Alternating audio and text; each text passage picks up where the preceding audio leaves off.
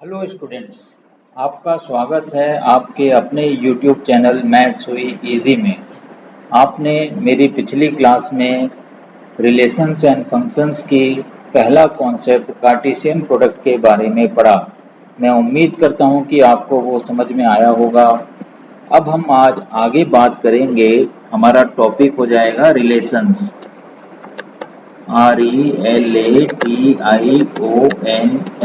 Relations. आइए अब हम रिलेशंस के बारे में पढ़ते हैं। रिलेशंस को शुरू करने से पहले एक बार मैं आपको कार्टेशियन प्रोडक्ट की डेफिनेशन याद दिला देता हूं, क्योंकि उसी के ऊपर बेस्ड है रिलेशंस।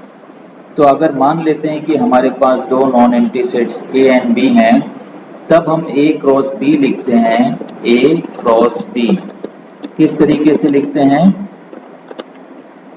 A क्रॉस B के अंदर ऑर्डर पेयर्स आते हैं x, y such that x belongs to A and y belongs to B। इस तरीके से हम जो है A क्रॉस B को लिखते हैं। अब मान लेते हैं कि A के अंदर आपके m एलिमेंट्स हैं, NA is equal to m। B के अंदर आपके कितने एलिमेंट्स हैं? n एलिमेंट्स हैं। तो A क्रॉस B के अंदर कितने एलिमेंट्स हो जाएंगे? NA cross B। इसके अंदर एलिमेंट्स हो जाएंगे m मल्टीप्लाइड बाई n। इतने एलिमेंट्स बनते हैं। चलिए अब हम रिलेशन को डिफाइन करते हैं कि रिलेशन क्या होता है। RELATION relation. Relation is a subset. Relation is a subset of A cross B। A cross B का सबसेट है, या हम इसको इस तरीके से कह सकते हैं, any subset of A cross B, any subset of A cross B is a relation from set A to set B। आप इस चीज में आप ध्यान दीजिए, मैंने लिखा है from set A to set B। इसका मतलब क्या हो गया? अगर हम A क्रॉस B के सबसेट्स ले रहे हैं तो वो किसका रिलेशन हुआ? A से B में रिलेशन हुआ। जब हम A से B में रिलेशंस की बात करते हैं वो अलग चीज हो जाती है, और B से A में रिलेशन की बात करेंगे वो अलग चीज हो जाती है। नॉर्मल लाइफ के अंदर अगर दो भाई हैं, दोनों ही आपस में ये बोलेंगे कि वी आर रिलेटिव्स, मैं इसका रिलेटिव हूं, मैं इसका रिलेटिव हूं। लेकिन मैथ्स के अंदर थोड़ा सा डिफरेंस है। यहाँ जो है A से B के अंदर रिलेशंस हैं, तो वो जो हमारी ह्यूमन रिलेशनशिप है, सोशल रिलेशनशिप है, उसके बारे में भी हम बात करेंगे, लेकिन वो चर्चा हम क्लास 12 के अंदर करेंगे। अब आइए हम एक एग्जाम्पल को लेते हैं। एक एग्जाम्पल से हम आपको रिलेशंस को समझाते हैं। हम ले लेते हैं late A is equal to 1 2 3। पहले भी मैंने लिया था पिछली क्लास में। और हम एक सेट B ले लेते हैं। B के अंदर हम रखते हैं AB। अब आप बनाइए इसके अंदर A cross B। A cross B को हम आसानी से बना सकते हैं। A क्रॉस B आपका क्या बन जाएगा? 1A 1B 2A 2B 3A 3B 3A 3B। ये हमने A क्रॉस B को बना दिया। अब आप देखोगे कि A क्रॉस B के अंदर कितने एलिमेंट्स हो गए? A क्रॉस B के अंदर 6 एलिमेंट्स हो गए हैं। अब हमने रिलेशन को डिफाइन किया है कि A क्रॉस B का कोई भी सबसेट्स, कितने सबसेट अब बन सकते हैं? Number of subsets, number of subsets, number of subsets का आपको फॉर्मूला पता ही है, ये आपका बन जाएगा 2 to the power of 6। तो ये कितना बन गया 64। इसका मतलब क्या हो गया कि 64 A क्रॉस B के सबसेट्स बनते हैं।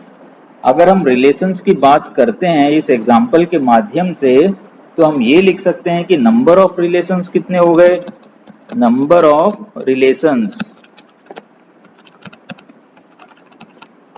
ये भी आपके कितने बन जाएंगे 64 बन जाएंगे। अब हम ये बात कर लेते हैं कि मान लेते हैं A के अंदर कितने एलिमेंट्स हैं, हमने पहले भी लिखा हुआ है m एलिमेंट्स हैं। If Na is equal to m, Na is equal to m और nb is equal to n, तो अब जो है A क्रॉस B के अंदर हमने कितने एलिमेंट्स लिखे हुए हैं, Na cross B, Na cross B is equal to mn।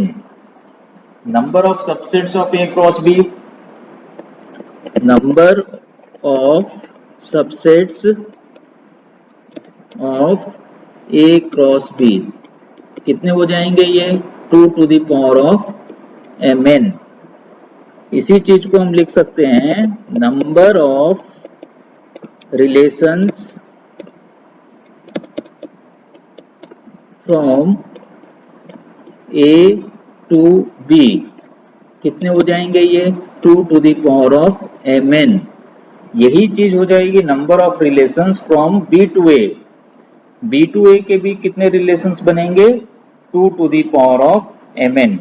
अब आप आइए हम अपने एग्जाम्पल में आ जाते हैं। जो एग्जाम्पल हमने ऊपर लिखा हुआ है A और B हमने लिखे हुए हैं और कार्टेशियन प्रोडक्ट भी हमने बना दिया है।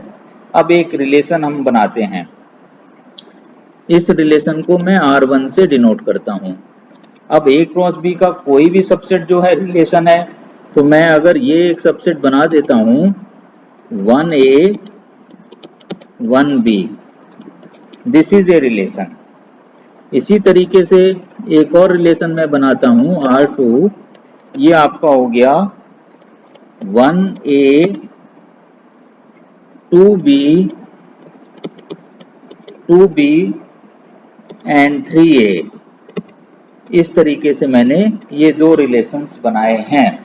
अब पहले रिलेशन के अंदर 2 एलिमेंट्स हैं, तीसरे रिलेशंस के अंदर 3 एलिमेंट्स हैं। अब इस एग्जाम्पल के अंदर रिलेशंस कितने बन सकते हैं, 64 बन सकते हैं।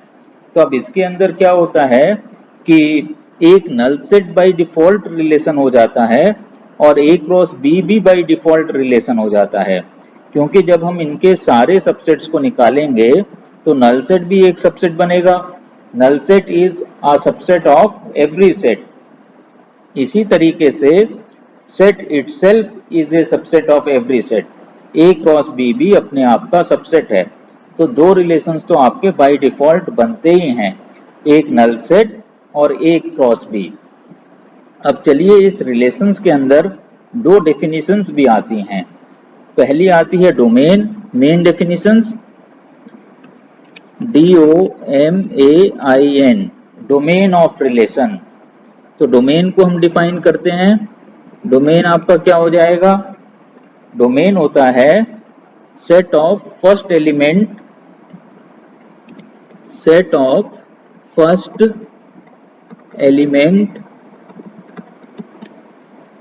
of ordered pairs in R1, of ordered pairs in R1।